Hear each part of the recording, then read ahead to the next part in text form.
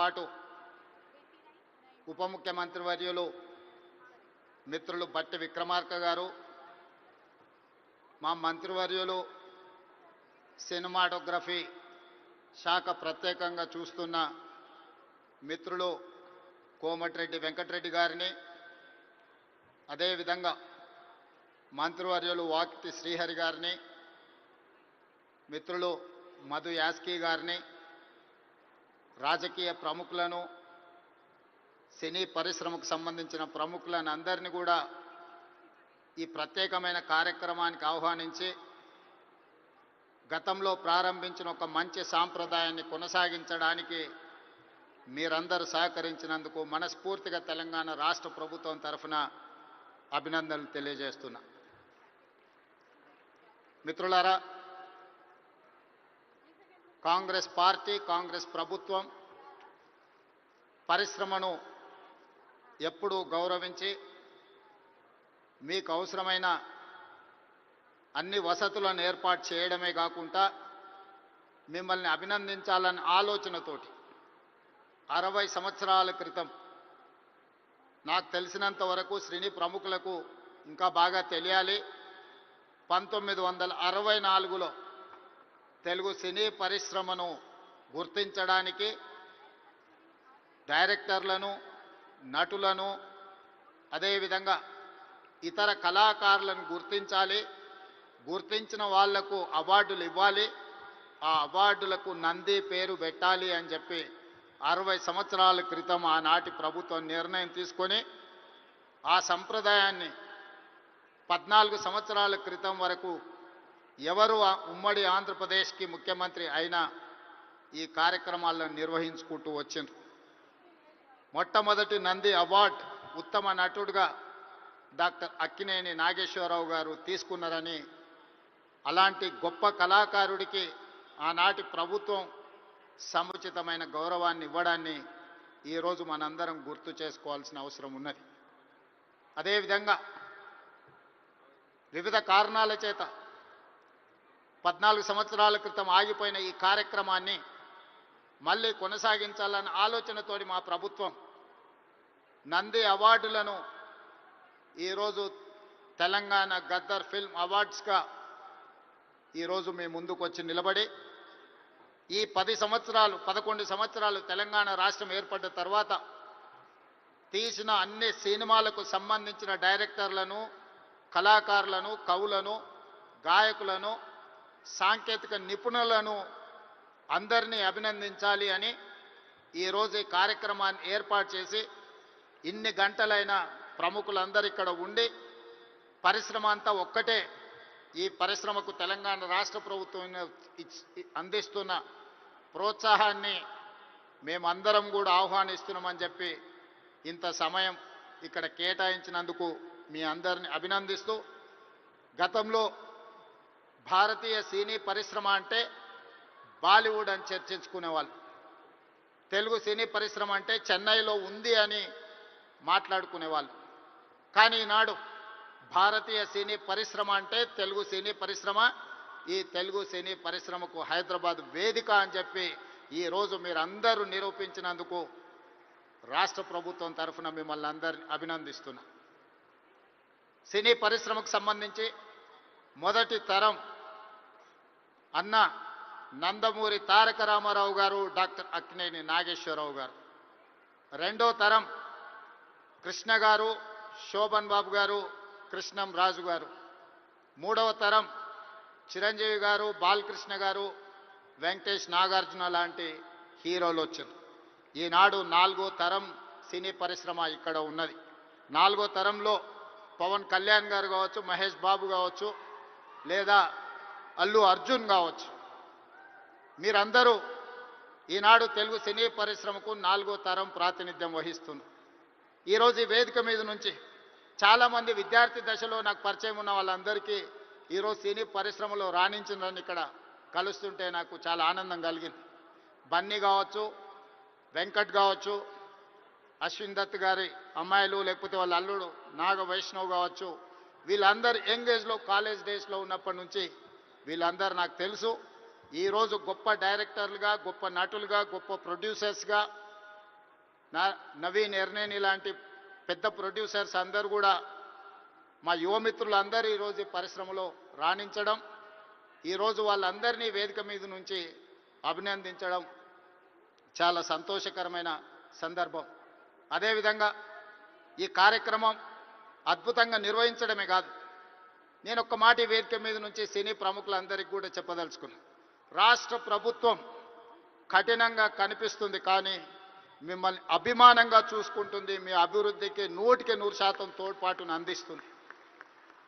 ప్రభుత్వం నడిపేటప్పుడు కొన్ని నిర్ణయాలు తీసుకున్నా అది మిమ్మల్ని ప్రోత్సహించడానికి, మిమ్మల్ని అభినందించడానికి, మీకు సముచితమైన స్థానం కల్పించడానికి ఈ రాష్ట్ర ప్రభుత్వం ప్రయత్నం చేస్తుంది. ఈరోజు ఈ వేదిక మీద నుంచి తెలంగాణ రైజింగ్ 2047కు ఒక ప్రత్యేకత ఉన్నది. ఈ దేశానికి స్వతంత్రం వచ్చి 100 సంవత్సరాలు 2047లో మనం పూర్తి చేసుకోబోతున్నాం. మరి స్వతంత్ర భారతదేశంలో 100 సంవత్సరాలు పూర్తి చేసుకుంటున్నప్పుడు మన దేశం ప్రపంచంలోనే ఒక అద్భుతమైన దేశంగా, మన దేశం ప్రపంచం ఎకానమీని శాసించే విధంగా మన దేశం అభివృద్ధి చెందాలి. అది పరిశ్రమలు కావచ్చు, ముఖ్యంగా IT, pharma, defence and film industry. Film industry కూడా ఈ దేశంలో ఒక గొప్ప పరిశ్రమగా రాణించాలనేదే మా ప్రభుత్వం యొక్క ఆలోచన, మా ప్రభుత్వం యొక్క ప్రణాళిక. అందుకే ఈరోజు ఈ వేదిక మీద నుంచి మీకు అందరికీ ఒక మాట నేను స్పష్టంగా చెప్పదలుచుకున్నా. నేను మొన్న జరిగిన నీతి ఆయోగ్లో ప్రధానమంత్రి గారికి చెప్పిన 2047 ఏదైతే విజన్ ఉందో 2047కి తెలంగాణ రాష్ట్ర ప్రభుత్వం $3 ట్రిలియన్ ఎకానమీగా అభివృద్ధి చెందాలి. 2035 లోపల $1 ట్రిలియన్ ఎకానమీగా తెలంగాణ రాష్ట్రాన్ని అభివృద్ధి పదం వైపు నడిపిస్తాం. 10 సంవత్సరాలు తిరిగే లోపల $1 ట్రిలియన్ ఎకానమీకి చేరాలన్నా 2047కి $3 ట్రిలియన్ ఎకానమీకి తెలంగాణ రాణించాలి అనంటే సినీ పరిశ్రమ గొప్పగా అభివృద్ధి చెందాలి. ఈరోజు హాలీవుడ్ అంటే అమెరికాకి వెళ్తున్నాం, బాలీవుడ్ అంటే ముంబైకి వెళ్తున్నాం. నేను అడుగుతున్న మిత్రుల్ని, రాజమౌళి గారిని, ఈరోజు ప్రపంచమే గుర్తించే విధంగా అద్భుతమైన సినిమాలను తీయగలిగిన మీరు ఆ పరిశ్రమను ఎందుకు ఈ గడ్డ మీదకి తీసుకురారు అని నేను మిమ్మల్ని అడుగుతున్నా. ఈరోజు రాష్ట్ర ప్రభుత్వం మీకు అండగా నిలబడ్డది. హాలీవుడ్ అమెరికా కాదు, బాలీవుడ్ ముంబై కాదు, హాలీవుడ్ బాలీవుడ్ హైదరాబాదు గడ్డ మీద ఉండాలి.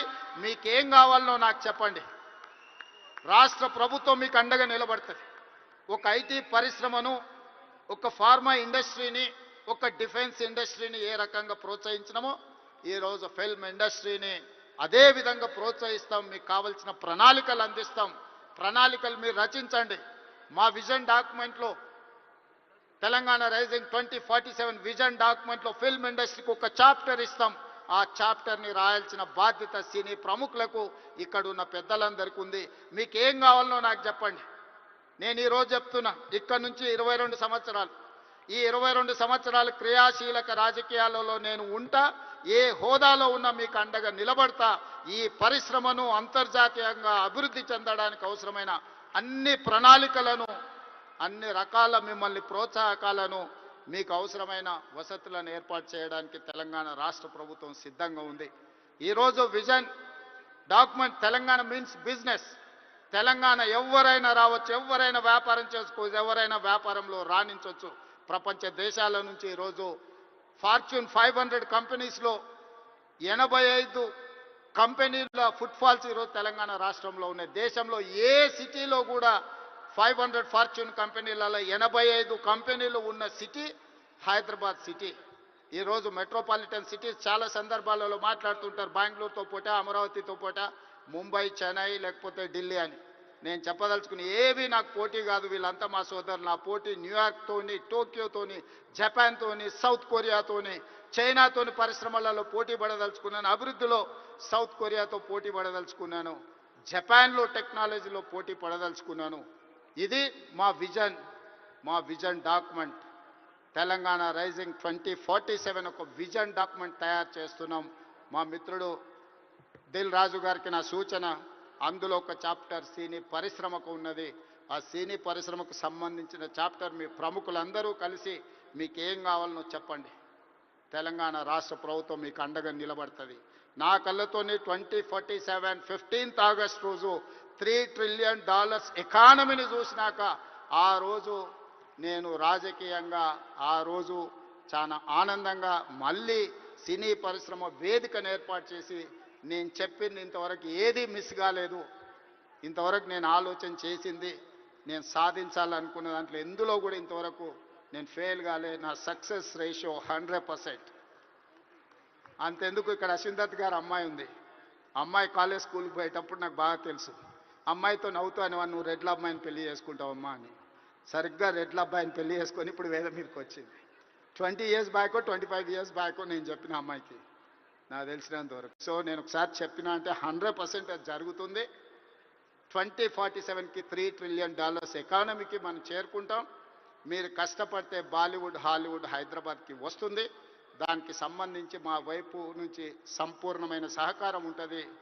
ఈరోజు గద్దరన్న అంటే ఒక చైతన్యం, గద్దరన్న అంటే ఒక విప్లవం, గద్దరన్న అంటే ఒక వేగు చుక్క. గద్దరన్న స్ఫూర్తితోని ఈరోజు తెలంగాణ రాష్ట్రాన్ని మేము సాధించుకున్నాం. జయ జయ హే తెలంగాణ అందించిన అద్మశ్రీ, ఈరోజు జై బోలో తెలంగాణ అందించిన గద్దరన్న మాకందరికీ స్ఫూర్తి. అలాంటి స్ఫూర్తితోనే మేము పోరాటం చేసినాం. ఈ పోరాటం ప్రజల కోసమే, ప్రజలకు అవసరమైన సంక్షేమాన్ని, అభివృద్ధిని అందించడానికి నిత్యం వారిని స్ఫూర్తిగా తీసుకుంటాం. ఈరోజు తెలంగాణ గద్దర్ ఫిల్మ్ అవార్డ్స్ తీసుకున్న వాళ్ళందరినీ కూడా నేను మనస్ఫూర్తిగా అభినందిస్తున్నా. ఈ తెలంగాణ నిర్మాణంలో, ఈ తెలంగాణ అభివృద్ధిలో మీరందరూ భాగస్వాములు కావాలి. గతంలో ఏమైనా అంశాలు ఉన్నా వాటన్నిటిని పక్కన పెట్టండి. మనందరం కలిసికట్టుగా అభివృద్ధి పదం వైపు నడవాలి. మరొక్కసారి నందమూరి బాలకృష్ణ గారిని వారు ఒక మాట చెప్పిండ్రు నాకు చెప్పమని. కళ్ళతో చూసేది కళ, కళ్ళతో అభినయించేది కళ, కళ్ళు మూసుకొని కనేది కళ, కళ్ళు మూసుకున్న వాళ్ళను చైతన్యపరిచేది కళ అని చెప్పు అని వారు చెప్పిండ్రు. సో వారి బాలకృష్ణ గారి తరఫున మీకు అందరికీ చెప్తున్నా, ఖచ్చితంగా ఈ కళా చైతన్యమే ఈరోజు తెలంగాణ రాష్ట్రాన్ని అభివృద్ధి పదం వైపు నడిపించిన, ఎంతో మందిని ఈరోజు విప్లవాల వైపు నడిపించిన గద్దరన్న ఈరోజు అభివృద్ధి పదం వైపు నడిపించడానికి కూడా మనస్ఫూర్తిగా ఉండాలి. మనస్ఫూర్తిగా గద్దరన్న కుటుంబాన్ని ఈరోజు అభినందిస్తూ ఆ కుటుంబానికి కూడా రాష్ట్ర ప్రభుత్వం అండగా నిలబడుతుంది. చివరగా ఒక విజ్ఞప్తి మా ఉప ముఖ్యమంత్రి గారికి. హైదరాబాద్ పిల్లోడు రాహుల్ సిప్లీగంజ్ ఓల్డ్ సిటీ నుంచి అద్భుతంగా ఆస్కార్ అవార్డు వరకు రాణించారు. ఈ వేదిక మీద మా బట్టన్న ఏమి ఇచ్చినట్టు లేడు. తప్పకుండా అతన్ని అభినందించడానికి, అతన్ని కూడా ఏమైనా ఇవ్వడానికి రాష్ట్ర ప్రభుత్వానికి నేను విజ్ఞప్తి చేస్తున్నాను, మా ఆర్థిక మంత్రి గారికి. సో రాహుల్ సిప్లీగంజ్ కూడా ఏదైనా అవార్డు ఏమి ఇవ్వగలరో మీరు ఇవ్వాల్సిందిగా కోరుకుంటూ మీ అందరి దగ్గర సెలవు తీసుకుంటున్నా. ధన్యవాదాలు మిత్రులారా. Thank you so much.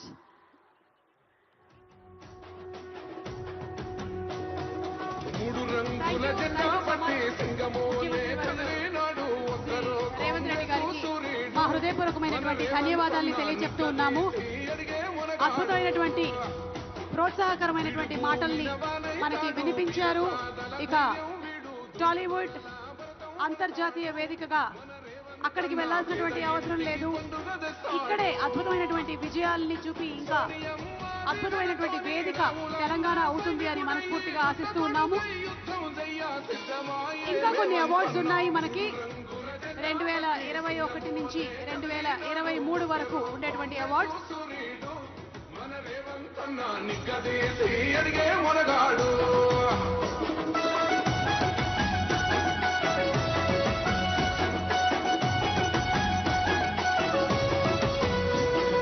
దడులెన్ని జరిగిన గాని దడువలేదు రేవంత్ అన్న, గంతకంత ఎత్తుకు ఎదిగాడు. తెలంగాణ గవర్నమెంట్ ముఖ్యమంత్రి వర్యులు శ్రీ రేవంత్ రెడ్డి గారి అందుకే పెద్ద నాయకుడయ్యాడు.